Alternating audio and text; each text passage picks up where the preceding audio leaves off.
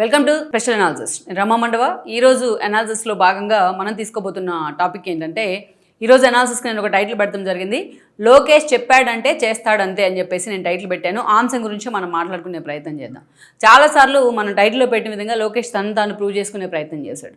ఈ మంగళగిరిలో మనం చూసాం. రంజాన్ సందర్భంగా ఒక ఫ్యామిలీ ఇల్లు లేక బాధపడుతూ ఉంటే వాళ్ళకి తను గతంలో హామీ ఇచ్చిన మేరకు ఆ ఇల్లుని కట్టించారు. అలాంటివి చాలా చిన్నది నేను చెప్పింది, ఈరోజు సింపులే. అలాంటివి ఎన్నో చేశారు లోకేష్. ఒక గూగుల్ ఏ డేటా సెంటర్ దగ్గర నుంచి ఈరోజు ఆర్సెల్ఆర్ మెటల్కి సంబంధించి అనకాపల్లిలో ఏర్పాటు కాబోతున్న స్టీల్ ప్లాంట్ వరకు. సో ఎన్నోసార్లు మనం చెప్పుకున్నాం, ఎన్నోసార్లు హైలైట్ చేసాం. కానీ కొన్ని హ్యూమన్ యాంగిల్స్ ఉంటాయి లోకేష్ చేసే పనుల్లో. మనం చూసాం కోవబన్ ఇష్యూలో ఆ రోజు వలీకి ఇబ్బంది కలిగితే స్వయంగా తానే వస్తాను, నీ కోవబన్ టేస్ట్ చేస్తానని చెప్పి కూడా ఆయన చెప్పడం జరిగింది. అలా ఎన్నో సంఘటనలో లోకేష్ ఇచ్చిన హామీని నెరవేర్చుకోవడమే కాదు, ఒక మాట చెప్పాడు అంటే దాన్ని యాక్షన్ ప్లాన్లోకి ఒక ప్లానింగ్ వేసుకొని దాన్ని యాక్షన్ ప్లాన్లోకి దాన్ని ఎగ్జిక్యూట్ చేసేలోకి చాలా ఫాస్ట్గా వెళ్ళిపోతూ ఉన్నారు. అందుకే చాలామంది లోకేష్ని ఈరోజు ఆయన ప్రత్యర్థులు కూడా లైక్ చేస్తూ ఉన్నారు. అయితే ఇక్కడే రీసెంట్గా మాంచో ఫెర్రర్, ఫాదర్ విన్సెంట్ మాంచో ఫెర్రర్ అని స్పెయిన్కి చెందిన ఒక సామాజికవేత్త లోకేష్ని కలిశారు. లోకేష్ కూడా ఆయన్ని సత్కరించారు. లోకేష్ ఆయన్ని ఆకాశానికి ఎత్తేసే ప్రయత్నం కూడా చేశారు. ఇదే సమయంలో ఆ మాంచో ఫెర్రర్ కూడా ఎప్పటి నుంచో సమాజ సేవలో పూర్తిగా లీనమై ఎన్నో అవార్డులు కొలగొట్టారు ఆయన మాంచో ఫెర్రర్. అలాంటి వ్యక్తి కూడా లోకేష్ని చాలా పొగిడారైన. లోకేష్ వ్యక్తి రాష్ట్రానికి ఉండాలి అతను లాంటి వ్యక్తి అని చెప్పేసి అతన్ని ఆకాశానికి ఎత్తేసే ప్రయత్నం కూడా చేశారు. అసలు ఏం జరిగింది అనేది మనం చూసుకుంటే, ఈ మాంచో ఫెర్రర్ అనే వ్యక్తి చూసినట్లయితే అనంతపురంలో 69 అలాంటి టైంలో, 1969 అలాంటి టైంలోనే అక్కడ ఒక ట్రస్ట్ని కూడా ఏర్పాటు చేయడం జరిగింది. రూరల్ డెవలప్మెంట్ ట్రస్ట్ పేరుతోని ఒక ట్రస్ట్ని ఏర్పాటు చేశారు. ఎందుకంటే అప్పట్లో మీకు ఉమ్మడి అనంతపురం కానీ, అదేవిధంగా మెజారిటీ రాయలసీమ జిల్లాలో కానీ, అదేవిధంగా లైక్ ప్రకాశం, ఉమ్మడి ప్రకాశం కానీ వెనుకబడిన ప్రాంతాలుగా ఉండేవి. వాటర్ స్కార్సిటీ కానీ, ఫ్లోరైడ్ ఇష్యూస్ కానీ, అలా ఇలాంటి ఇష్యూస్ మీద ఆ ట్రస్ట్ ఫోకస్ పెట్టే ప్రయత్నం చేసింది. అటు మహిళా సాధికారత దగ్గర నుంచి ప్రతి అంశంలో వాళ్ళు ఫోకస్ పెట్టేవాళ్ళు.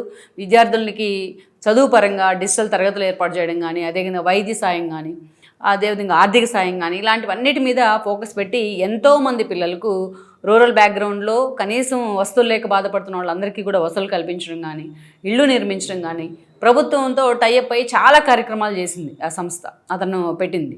సో అది అలాగా అప్పటి నుంచి కంటిన్యూ అవుతూనే వస్తుంది. ఈ క్రమంలోనే లోకేష్ తన పాదయాత్రలో భాగంగా ఆ కార్యాలయానికి వెళ్ళడం జరిగింది అనంతపురంలో. అక్కడ కూడా మాంచో ఫెర్రర్తో అప్పుడు కలిశారు, అక్కడ భేటీ అయ్యారు.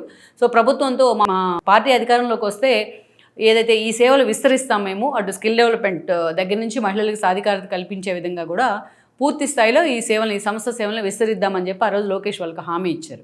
ఇది ప్రభుత్వం ఏర్పడిన తర్వాత వారు ఏదైతే ఫారిన్ కంట్రిబ్యూషన్ రెగ్యులేటరీ యాక్ట్ ఏదైతే ఉందో దాని ప్రకారం విదేశాల నుంచి ఫండ్స్ రావాలంటే కొంత ఇబ్బంది ఉంటుంది. సో అందుకే ఈ ఇష్యూ మీద ఇటీవలే ఆ ఫెర్రర్ కానీ, ఆ సంస్థ మాంచో ఫెర్రర్ కానీ, అతను సంస్థ ప్రతినిధులు లోకేష్ని కలవడం జరిగింది.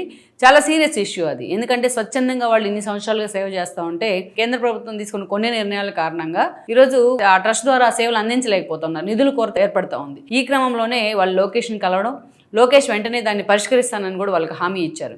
ఈ క్రమంలోనే ఆయన అమిత్ షాని కలిశారు. అమిత్ షాని కలిసి సుదీర్ఘంగా అమిత్ షాతో ఆయన భేటీ అయ్యారు. చాలా స్వచ్ఛందంగా ఎంత సేవ చేద్దామని వాళ్ళు అనుకుంటా ఉంటే రూరల్ డెవలప్మెంట్ యాక్ట్లో భాగంగా. సో ఇవన్నీ కూడా మొత్తం ఈ ఫారిన్ రెగ్యులేటరీ ఫండ్స్ యాక్ట్ కింద ఇవన్నీ వెనికిపోతూ ఉన్నాయి.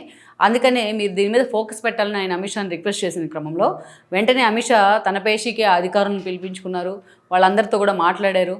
చాలా వితిన్ 1 or 2 డేస్లోనే వాళ్ళకి పూర్తిగా ఒక గైడ్లైన్స్ ఇచ్చారు. ఈ క్రమంలోనే ఈ ఫండ్స్కున్న అడ్డంకులన్నీ కూడా తొలగిపోయాయి. దీనిలో భాగంగానే ఈరోజు ఇది ఒక క్లారిటీ వచ్చిన తర్వాత సెంట్రల్ గవర్నమెంట్ నుంచి ఫండ్స్ ట్రాన్స్ఫర్కి అడ్డంకి తొలగిపోయిన తర్వాత ఆల్మోస్ట్ వాళ్ళు చేసే పనులకు కూడా అడ్డంకి తొలగిపోయినట్లే ఆ స్థాయిలో వాళ్ళు రూరల్ డెవలప్మెంట్ మీద ఇంకా పూర్తిగా ఫోకస్ పెట్టే అవకాశం కూడా వచ్చింది. ఈ సందర్భాన్ని పురస్కరించుకుని ఆ మాంచో ఫెర్రర్ లోకేష్ని కలిశారు. ఆయన అపాయింట్మెంట్ తీసుకొని లోకేష్ని ఆయన పొగిడితే లోకేష్ కూడా అంతకంటే హుందాగా మీరు చేసే సేవ ముందు నేను చేసింది ఏ పాటిది అంటూ చాలా హుందాగా స్పందించారు. ఈరోజు ప్రభుత్వాలు ఎన్నో చేస్తాయి సంక్షేమ పథకాల రూపంలో.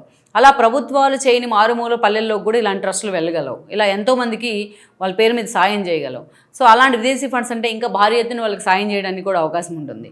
సో ఆ స్థాయిలో లోకేష్ ఈ అంశం మీద ఫోకస్ పెడతామే కాదు, ఇనిషియేట్ తీసుకొని మరి ఏముందిలే నాకు సంబంధం లేదు కదా అని వదిలేయచ్చు. కానీ ఇనిషియేట్ తీసుకొని మరి అటు కేంద్ర ప్రభుత్వంతో మాట్లాడి మరి ఆ ఫారిన్ ఫండ్స్ రావడానికి అడ్డంకులు ఉంటే వాటిని తొలగించే ప్రయత్నం చేయడం అనేది మాత్రం ఎవరైనా వెల్కమ్ చేయాల్సిందే. ఈ ఇష్యూలోనే మాంచో ఫెర్రర్ ఈరోజు లోకేష్ని పొగడడం కూడా జరిగింది. సో ఇష్యూ చిన్నదే కావచ్చు, కానీ అతను ఫోకస్ పెట్టిన తీరు, హామీ ఇచ్చిన తీరు, తర్వాత దాని మీద ఫోకస్ పెడతాం, దాన్ని ఫాలోఅప్ చేయడం, ఒక ప్లానింగ్ కానీ ఒక ఎగ్జిక్యూషన్ కానీ, అదేవిధంగా కేంద్ర ప్రభుత్వ ప్రతినిధులను ఒప్పించే ప్రయత్నం చేయడం, ఇందులో లోకేష్ పెట్టిన ఎఫర్ట్కి ఎవరైనా సరే ఏదైతే వెల్కమ్ చేయాల్సిందే. గతంలో కూడా మనం చూసాం, గూగుల్ ఏ డేటా సెంటర్ దగ్గర నుంచి నిన్న అనకాపల్లి స్టీల్ ప్లాంట్ అనుమతుల వరకు కూడా కేంద్ర ప్రభుత్వం నుంచి వాళ్ళ అనుమతులు తెచ్చుకోవడం కానీ, వాళ్ళ వైపు నుంచి ఏదైనా బైలాస్ చేంజ్ కావాలంటే వాటిని మార్పించడం కానీ, వాళ్ళ ప్రొసీజర్ ఏదైనా ఇష్యూస్ ఉన్నా కూడా వాటిని మోడీతో లాంటి వాళ్ళతో మాట్లాడి, కేంద్ర మంత్రితో మాట్లాడి వాటిని రాష్ట్రానికి పరిశ్రమలు వచ్చే విధంగా వాటిని మార్చుకోవడంలో కానీ లోకేష్ ఈరోజు ఎంతో ఎఫిషియెంట్గా పనిచేస్తున్నారన్నది ఎవ్వరు కాదనలేని వాస్తవం. అందుకే మనం చూసాం, నిన్న లక్ష్మీనారాయణ మిట్టల్ దగ్గర నుంచి ఆయన కొడుకైన ఆదిత్య మిట్టల్ కానీ, పక్కనే ఉన్న కేంద్ర మంత్రి కుమారస్వామి కానీ, గతంలో గూగుల్ ఏ డేటా సెంటర్ వచ్చినప్పుడు ఆ ప్రతినిధులు కానీ, ఈరోజు మోహన్ దాస్ పై లాంటి వాళ్ళు ఇన్ఫోసిస్లో కీ పొజిషన్లో పనిచేస్తారు ఆయన, అలాంటి వాళ్ళు లోకేష్ని ఆకాశానికి ఎత్తేసే ప్రయత్నం చేస్తూ ఉన్నారు ఇలాంటి వాటిలోనే. అందుకే మనం టైటిల్ పెట్టినట్టు లోకేష్ చెప్పాడంటే చేస్తాడంతే అనేది ఈరోజు అతనికి పర్ఫెక్ట్గా యాప్ట్ అవుతుంది అనడంలో కూడా అతిశయోక్తి లేదు. Please share, like and subscribe R24 Telugu YouTube channel.